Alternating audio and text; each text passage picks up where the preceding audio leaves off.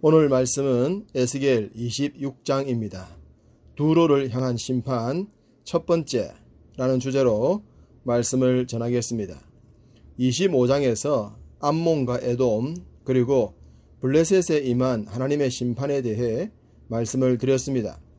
오늘 본문인 26장부터 28장까지는 제법 길게 두로에 대한 심판에 대해 말씀하십니다. 앞선 장에서 암몬, 모압, 그리고 에돔은 이스라엘과 형제 국가라고 했습니다. 남이 아니라는 말씀이죠. 하나님께서 그들과는 싸우지 말라고 하실 정도로 특별한 관계임을 강조하셨습니다. 그러나 그들은 이스라엘의 호의를 무시했고 오히려 대적들보다 더 심하게 굴었습니다. 결국 하나님께서 심판을 하실 정도까지 되고 말았죠. 그렇다면 두로는 어떻습니까? 두로는 형제 국가가 아니라 이웃 국가입니다. 당연히 이스라엘 주변에 있는 모든 나라들은 이웃 국가입니다. 특별한 관계는 아니더라도 일반적인 관계는 형성이 되어 있었단 말씀이죠. 당연히 서로가 서로에게 도움을 주면서 서로 윈윈 해야 했던 관계입니다. 그런데 그 당시는 제국주의가 판을 치는 약육 강식의 시대였기 때문에 이웃은 윈윈의 대상이 아니라 자신들의 생존을 위한 도구에 불과했을 것입니다. 두로는 블레셋과 함께 이스라엘과 근접한 국가였는데 이들도 당시 세상의 흐름을 따라 이스라엘과 대적 관계를 이루었고 결국은 하나님의 징벌을 받게 됩니다. 하나님은 두로가 하나님의 심판을 받게 된 가장 중요한 이유를 서두에 말씀하셨습니다. 2절 인자야 두로가 예루살렘에 관하여 이르기를 아하 만민의 문이 깨져서 내게로 돌아왔도다. 그가 황폐하였으니 내가 충만함을 얻으리라 하였도다. 이스라엘이 고난당하는 것을 기뻐한 것을 큰 죄로 말씀하십니다. 이 내용은 앞장에서 암몬이 보여줬고 에돔이 보여줬던 모습입니다. 이웃이 아플 때 동정하기는커녕 불난 집에 부채질 하듯 행동한 것을 괘씸하게 여기셨습니다. 두로도 동일했습니다.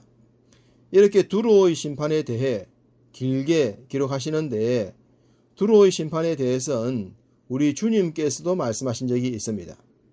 마태복음 11장 22절 내가 너희에게 이르노니 심판날에 두로와 시돈이 너희보다 견디기 쉬우리라.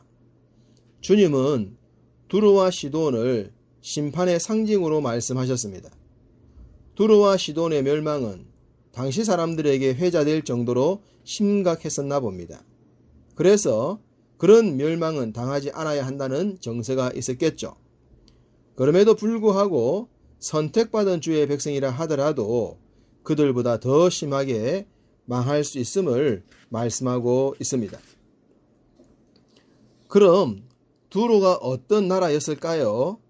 이 나라는 페니키아 문명의 중심지로서 무역도시로서 이름을 널리 떨쳤었습니다. 천연적인 요새로 정치적, 경제적 안정을 누렸던 나라 가운데 하나였습니다. 이스라엘은 한 번도 두로를 정복하지 못했지만 솔로몬 때에는 히람 왕이 성전 건축에 필요한 자재들을 공급해 주기도 했습니다. 아합 왕 시절에는 두로 왕 엣바알의 딸 이세벨이 아합의 왕비가 되어 이스라엘을 커다란 부패로 몰아넣었던 슬픈 이야기의 주인공이기도 합니다. 두로는 주변국들의 선망의 대상국 가운데 하나였는데 이들이 하나님의 심판을 받는 장면은 주변 나라들로 하여금 공포감을 갖게 하기에 충분했을 것입니다.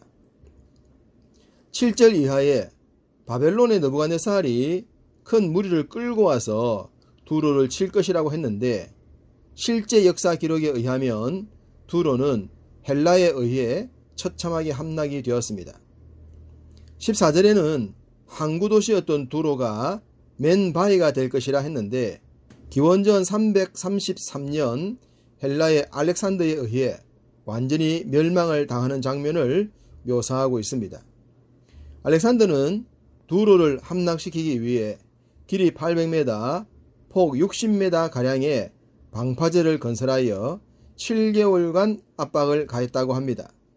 결국 알렉산드리아에 무너진 두로는 약 3만 명이 노예로 팔렸고 2,000명가량의 지도자들이 교수형에 처해졌다고 하니 참으로 끔찍한 종말이지 않겠습니까? 다시 2절을 보시면 두로는 만민의 문이 깨진 것을 좋아했다고 합니다. 여기서 만민의 문이란 세상 모든 나라가 예루살렘을 통해 누려야 했던 복과 부를 의미합니다.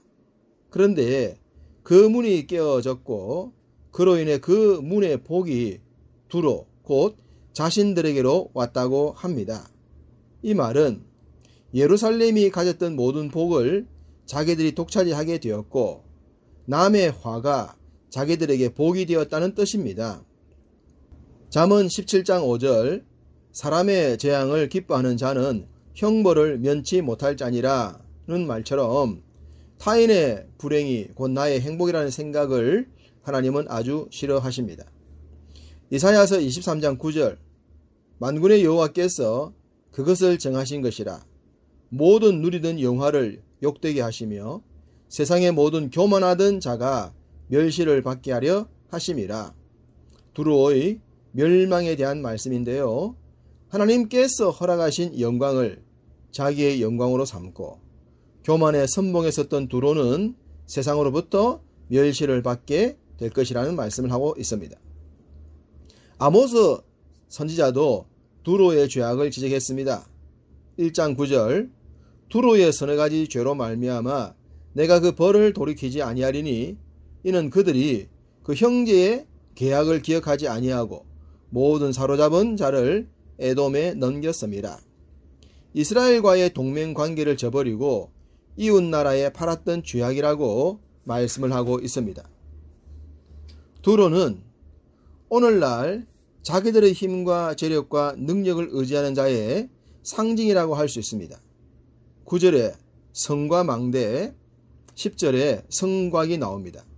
그들은 외국 용병을 고용하여 국방력을 강화시켰으며 지형상의 특수함을 고려하여 해상도시로서의 강력한 위상을 갖추고 있었습니다. 그래서 앞서 말씀을 드렸듯이 이스라엘이 두로를 한 번도 정복하지 못했고 심지어 신흥대국이며 열국의 제왕이었던 바벨론의 느부갓네살조차도 두로를 완벽하게 정복하지 못할 정도였습니다. 그들의 힘이 얼마나 대단했는지를 짐작할 수 있습니다. 이것은 인간의 힘으로 신을 대적할 만큼 인본주의의 자만심이 대단했음을 상징적으로 보여주고 있습니다. 그래서 하나님은 말씀하셨습니다. 21절 내가 너를 패망하게 하여 다시 잊지 못하게 하리니 사람이 비록 너를 찾으나 다시는 영원히 만나지 못하리라. 주 여호와의 말씀이니라. 사람들이 찾으나 찾을 수 없을 정도로 영원히 사라지게 될 것이라고 합니다. 사람이 아무리 강한 성을 만들더라도 하나님을 대적할 수는 없다는 것을 말씀하고 계십니다. 마치 바벨탑처럼 말입니다. 결국 두로는 앞서 말씀드렸던 모압, 암몬, 에돔, 블레셋처럼 하나님을 알게 될 것입니다. 6절 그들이 나를 여호와인 줄 알리라. 이 땅에 존재하는 모든 자들은 이 말씀을 외면할 수 없습니다. 예나 지금이나 앞으로도 말입니다. 다윈의 진화론이나 칼막스의 공산주의 이론은 지금도 이 사회의 저변에 깔려 있습니다. 인간이 세운 이론이 그만큼 강력함을 보여줍니다. 그러나 영원할 수 없습니다. 또한 하나님의 뜻을 반역할 수 없습니다. 두로를 비롯한 제국의 멸망이 그것을 증명합니다. 그렇기 때문에 우리는 기록된 주의 말씀을 진리로 믿고 그 가르침을 통해 세상을 복된 길로 이끌어야 할 것입니다. 오늘 하루도 그러한 사명감으로 세상의 빛과 소금 되시기를 주님의 이름으로